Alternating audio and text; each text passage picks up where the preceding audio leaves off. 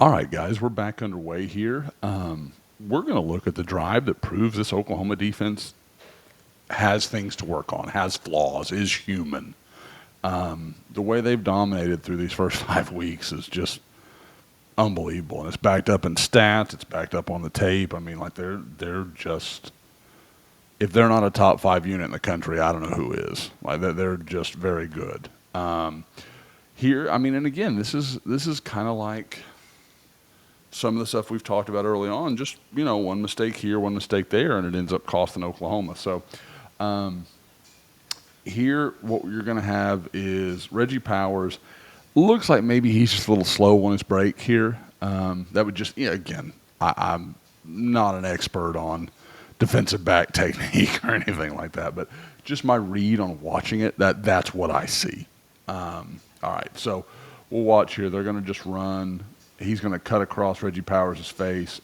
Reggie's on the outside technique anyway, but just like you kind of understand the throw being there, but to have the gap he does, like, look, you still got Reggie in his pedal here, still going. He looks like he's a half a step or two, or one, whatever you want to say, just a little slow to trigger.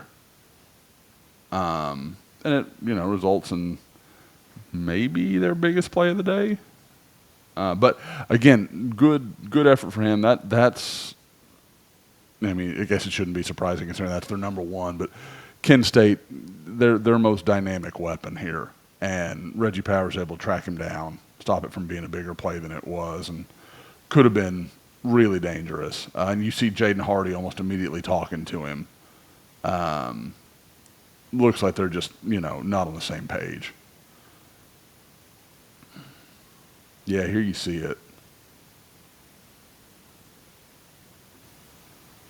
All right, so we'll just keep it moving here. Hopefully you guys didn't notice a small pause I had there. Let's just see. All right, so yeah, this one, the thing I notice is you've got pretty good gap integrity here. What I think happens is Kip Lewis just gets swallowed up, but I believe the center here. Let's see if we can figure out. So here's Kip. Yeah, it's the right guard. It's the right guard gets him. And he just works up to the second level. And you can see Kip just, I mean, that's not Kip's game.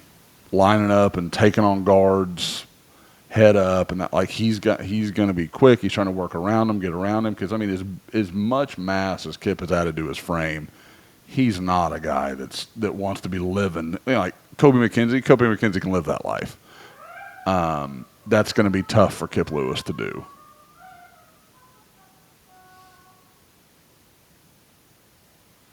I don't know if you can hear my daughter in the other room. As soon as I start recording, she starts singing randomly. So this is my life.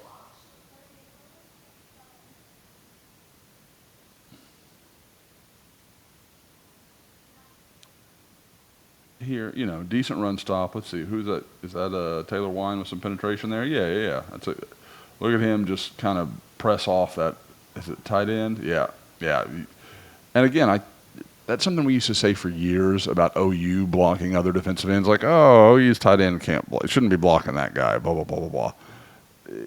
There's not an end on OU's roster that's that's heavily in the rotation that you've got any business putting a tight end on. They're going to win that battle in the run game 95 times out of 100.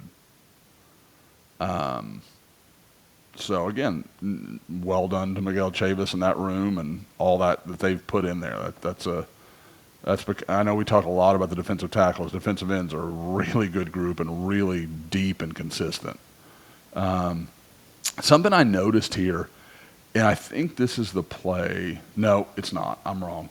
But it seemed like when Kent State had a little success, they kind of started sugar huddling a little bit more and started trying to rush up to the line, trying to keep. We know Brent Venables wants to get that, just the ideal call in every time. He wants to nail that. And, sometimes when you do that, you're going to be late in your call, and we've seen that with Oklahoma at times. And I think they were trying to take advantage and take some of that edge away where Brent is so good at knowing what they want to do, knowing what the down and distance, likelihood is. See, here they go sugar, and look at them. They're yelling. There's all this communication. What I want you to watch is the two defensive tackles here. I believe we got Grayson Halton and David Stone. Watch them just take each other out of the play here, right here in the middle. Boom. Yep. Yeah, okay. They probably, again, I talked about this drive kind of being the moment where you get to see this defense be human. That's the first time I've seen anything like that on a stunt all year. And you guys know, go over every play and watch everything. And that's the first time I've seen a stunt look that misplaced. And it just looks like it's a miscommunication thing. Like, am I looping around you, or you crashing down in front of me? Because like you look at it, Grayson Halton immediately is trying to loop.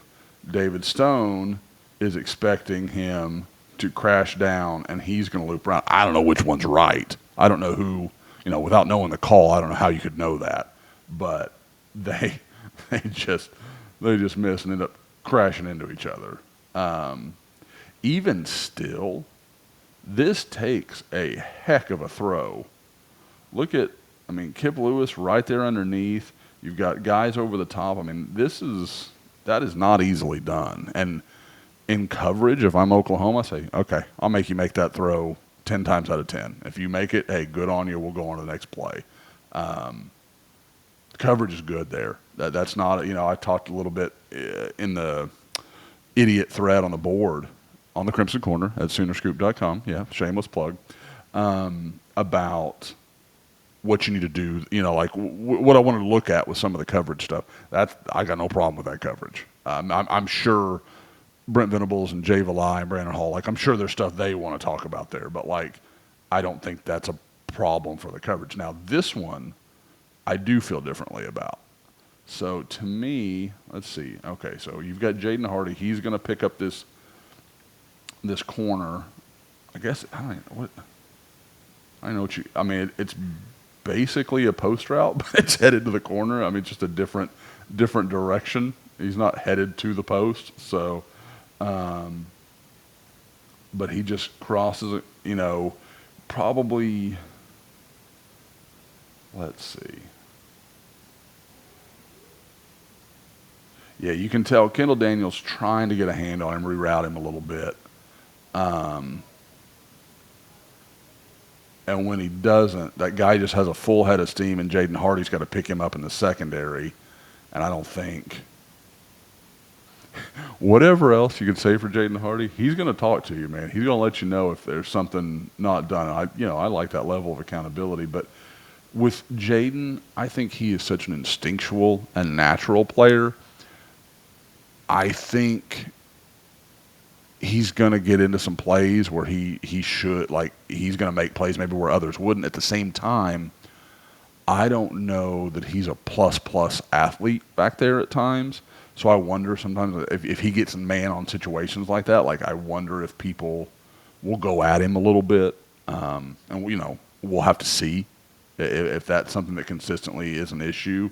It hasn't been so far to his career. I think, like I said, I think Jaden Hardy's a good, solid college player. But I wonder a little bit when he gets in those man-to-mans, can he deal with that in the way a Robert Spears Jennings can, or a Peyton Bowen can, or those kind of things? I don't know. It's not a yes or no. It's an open question in my eyes. Okay, so here, 3rd and 13. Oklahoma finally gets into a down and distance they're excited about. I love how wide they go here on the defensive front. They're run up the middle on us. We'll let you do it if you want to. Kent State actually does a decent job blocking up Oklahoma here. But what I love about this defensive line, look at Danny Okoye crash down, trying to open something up for David Stone behind him. Same, look at R. Mason Thomas get in there and attack the guard. Right here. And now, again, nothing comes of it, but when your best player, or the guy that is, the most notable the most well-known, I guess would be the best way to say it nationally, is willing to do the small stuff to help his teammates get to the quarterback. Man, that's how you get a great group. I again watched Miami this weekend. I think they have every argument to the case, but I don't think there's a better defensive line in college football than Oklahoma's. Because again, I don't know that they have a Reuben Bain right now, although David Stone and Jaden Jackson are starting to have that kind of conversation. But they can't throw waves of bodies like Oklahoma does. Like Oklahoma's depth on defensive line just blows me away every time we watch it. All right, so 4th and 4 here. We know they're going to get off the field, but just look at all that pressure. You've got Boganowski in pretty good position here, because we know if this ball is on target, the receiver's going to pay for that catch, and who knows if he hangs on to it. So that's, like people can say, oh, well, he would have completed it. He might have initially. I don't know if he's hanging on to it. But again, look at this pressure Oklahoma brings. And Brent Venables, he wanted this shutout, man. He's aggressive, trying to get after it. He knew this was his chance to stop him from scoring. But I mean, Oklahoma, if this kid hangs on to it a half second longer, there are, let's see, 1, 2, 3, probably 4, 5. Look at Heineke right there as well, who almost gets his hands on the ball. That's a lot of pressure in your face. Let's see if they show it there from a different angle. Here we go. I like this angle, actually. Grayson Halton, pretty sure that's a hold.